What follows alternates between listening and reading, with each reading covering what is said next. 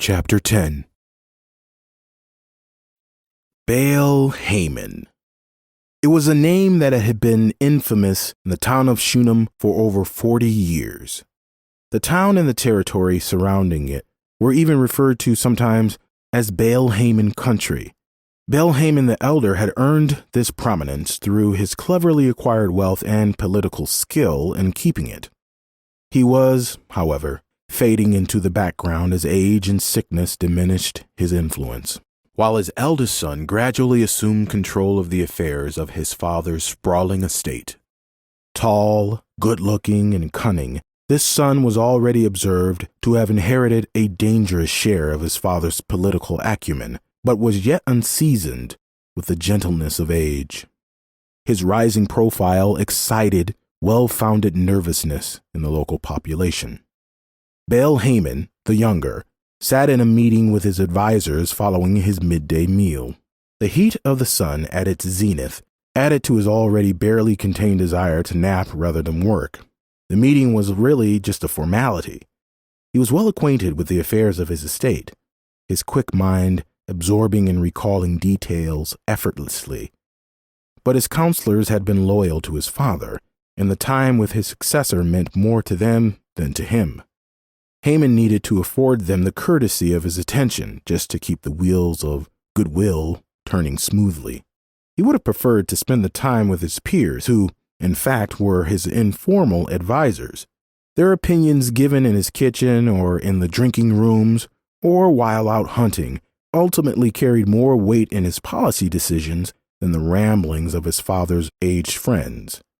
However, these men were respected in the community, and Haman was savvy enough to know that he could not succeed without them. Their voices were needed to advertise his plans in a favorable light to the community and the local judges. Ono, who had been the estate's accountant for longer than anyone could remember, was just beginning his weekly report, reviewing for Haman in excruciating detail the state of his various accounts, of who owed what and how much and by when. Haman's father had insisted upon this detail, but to Haman, who was fresh off a particularly large and satisfying lunch, Ono's droning voice was an insomniac's miracle cure. Haman pushed his chair back and rose from his seat, wandering over to the window to peek out through the lattice as the aged accountant droned on. Haman's tower was the highest building in town. Its upper windows provided a luscious view of the entire city and the fields surrounding it. Haman squinted out, noticing a figure moving down the street toward his building at a bustling pace, quite out of place in the mid-afternoon calm. His awkward limp identified him instantly. Barkos. Was he coming here? Haman hoped so. Barkos, a distant relative, was normally not afforded much of the Baron's attention, but under the circumstances, Haman would accept any excuse to be relieved of the present monotony. He sauntered back to his seat and waited hopefully for an interruption. Eventually, there was indeed a knock on the door, and a young woman poked her head in. "Excuse me, lords." Ono stopped briefly and looked up from his notes. Silva, what is it? Haman asked. "I'm sorry to disturb you, my lord, but there is someone here to see you. He insists. It is quite important." That's quite all right, Silva. My brother Kayla will hear the rest of this report, Haman said, slapping his hand on the shoulder of his younger brother as he passed by toward the door. Kayla gave him a thankless glance. If Haman was bored by these meetings, his brother was even more so, but with sadistic delight, Haman insisted he attend them all. Haman glided down the hallway in no particular hurry, following his half-sister Silva. If all went well, he might be able to miss the entire meeting. He turned off into a side room. "Send him to me here," he called out as he entered. Shortly, Barkos scuffled into the room. Haman noticed that his visitor was sweaty and disheveled from his hurried trip into town. It would be the second trip for Barkos that day, having already been down for the morning market. Haman knew he would not go to the trouble for no reason. Nonetheless, Barkos had always, for him, been easy to tease. Forget your basket again, Barkos. Barkos appraised Haman's casual manner. He appeared to be doing nothing at all and to be in no particular hurry.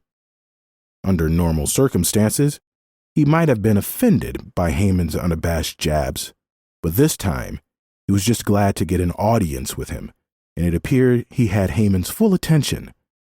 Perhaps this would go well. My lord, Barkos began, I have news, very important news, to report. Haman observed Barkos' grave tone and expression with amusement. He was sure the news was important to Barkos, but doubted it would be as important to himself. Very important news, Haman answered, leaning back and stroking his chin. I was just hearing very important news. In fact, I was interrupted from a meeting in which the finances of my estate were being discussed. Is your very important news equal to that? My lord, Barkos continued, leaning forward and maintaining the grave tone and expression. As you know, my vineyard is up on the northwest hill, adjacent to the one farmed by the widow Abella and her daughter. Of course, you realize that it is a very choice piece of land these women farm, producing much fruit. Haman was amused by the man. He knew that Barkos wanted to improve his position, as did many others in this town, but his attempts to attract Haman's attention by referencing things he thought would interest him were transparent and quaint. I am aware that it's a fine vineyard, a very fine vineyard, Haman replied. Am I to be impressed with repetitions of things which I already know? Yes. I mean, no, but, well, what I mean is, Haman let his eyes roll back and feigned a snore. What I mean is, I know you've been acquiring land in that area. I have learned that this particular vineyard may be going through a change in ownership soon. Very soon, he blurted. Now he had Haman's attention, in truth, but Haman was well practiced at concealing his thoughts. Go on. It is true that you have not been able to acquire this vineyard from those women, is it not? On this point, Barkos was incorrect. It was, in fact, well within Haman's power to obtain that particular vineyard, but his reason for not doing so was a mystery he enjoyed keeping to himself. Doing so allowed Barkos and others' imaginations to speculate on unlikely things such as the theory Barkos had just espoused. In fact, his reason for not acquiring the land were more personal than political, for Haman had known Abishag since she was a child growing up. He had observed her in the early days of womanhood, before she had taken to wearing the virgin's veil, and he knew of her beauty. He also knew that her absence from the area had been because, as the loveliest maiden in all the land, she was selected to serve King David in his old age. The rumor had spread throughout the valley that Abishag had actually run off with a Phoenician trader, but Haman knew the truth. He knew it from Abishag's own lips, and he had confirmed it through his sources in Jerusalem. Her service in the royal court had made her a fascinating person, even more so than before. She was someone to be sided with, not against, considering the contacts she might still have in Jerusalem. The fact was, Haman did not take her land because he was planning to marry her at the right time. He had little doubt that she would agree to his proposal. She had many problems that such an arrangement would instantly solve. She was plagued by a poor reputation. Becoming the wife of the richest man in town would certainly remedy that. She was poor and had a widowed mother to care for. Everyone knew that would not be a problem if she were in Haman's care. And she had to slave in the fields every day to survive, working much harder than a girl probably wanted to. As Haman's wife, she would be respected, wealthy, and have servants of her own. She had every reason to accept his proposal. But he allowed the situation to linger as it was, priming her to jump at the chance when he came to rescue her.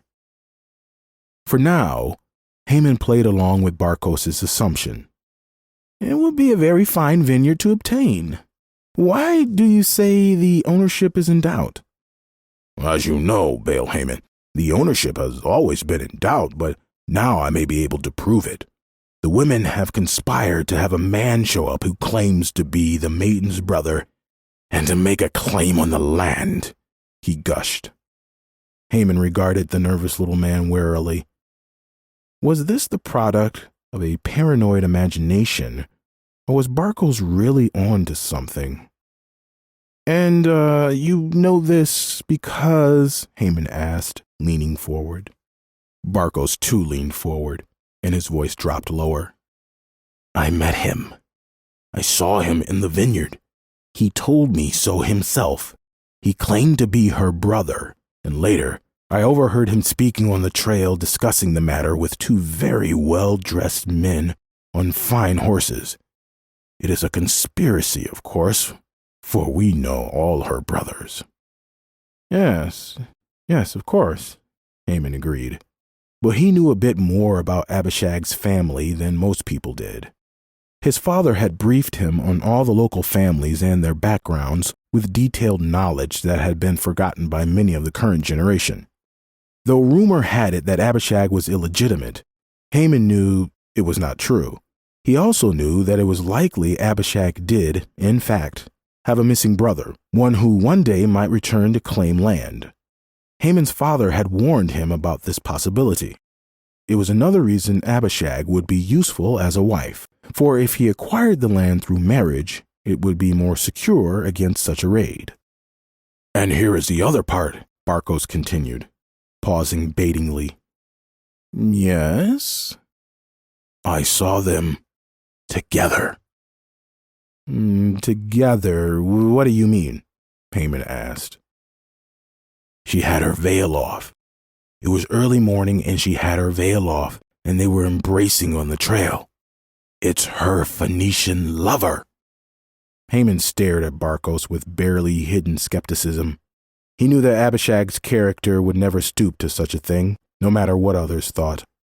What do you mean, embracing? Well, they were like this, Barkos whispered, reaching his arm out to the side in imitation of holding an imaginary person around the shoulders. Eh? Barkos nudged, his eyebrows shooting up. Haman did not consider what Barkos was describing to be a lover's embrace at all. But for Abishag to be seen with her veil off was indeed unusual. If true, it could only mean one thing. The man was, in fact, her brother, returning, just as Barkos had said, to claim the land. Haman knew that Abishag would never behave with a stranger so casually.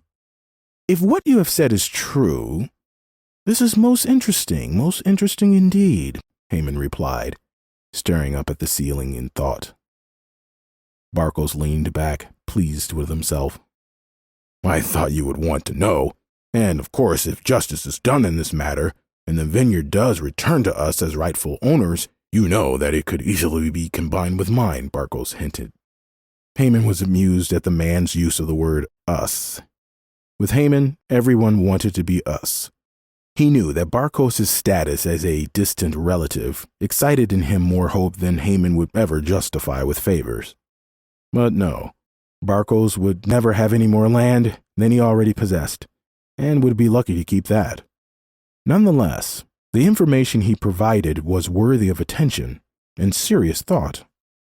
Barkos, you have been very helpful. I think you deserve a drink.